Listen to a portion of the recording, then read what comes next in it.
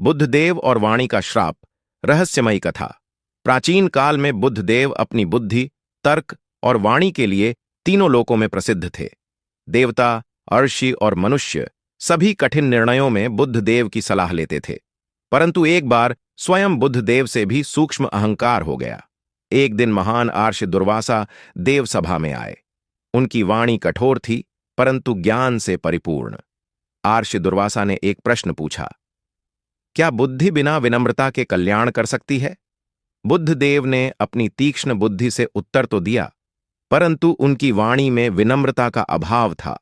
सभा में उपस्थित देवताओं को उत्तर चतुर लगा, लेकिन आर्ष दुर्वासा को उसमें अहंकार की झलक दिखाई दी। क्रोधित होकर आर्ष दुर्वासा बोले, हे बुद्ध, यदि वाणी में विनय न हो तो वही वाणी बंधन बन जाती है। आज से तुम्हारी शक्ति लोगों के लिए परीक्षा बनेगी।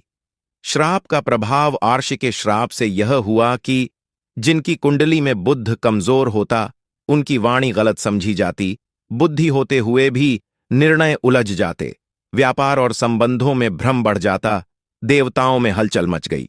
बुद्धदेव को अपनी भूल का आभास हुआ। वे तुरंत आर्ष दुर्वासा के चरणों में नतमस्तक हो गए और क्षमा याचना की। श्राप का शमन आर्ष दुर्वासा का हृदय पिघल गया। उन्होंने कहा, यह श्राप दंड नहीं, शिक्षा है। जो लोग सत्य, संयम और विनम्र वाणी अपनाएंगे, उनके लिए बुद्धदेव फिर से शुभ फल देंगे। तभी से कहा जाता है, बुधवार को हरित वस्त्र पहनना, हरि विष्णु का स्मरण, असत्य और कटु वाणी से बचना बुद्ध ग्रह को शांत करता है। कथा से सीख बुद्धि तभी फल देती है जब उसमें नम्रता हो। वाणी सबसे बड़ा वरदान भी है और सबसे बड़ी परीक्षा भी। अहंकार सूक्ष्म हो तब भी विनाशक होता है।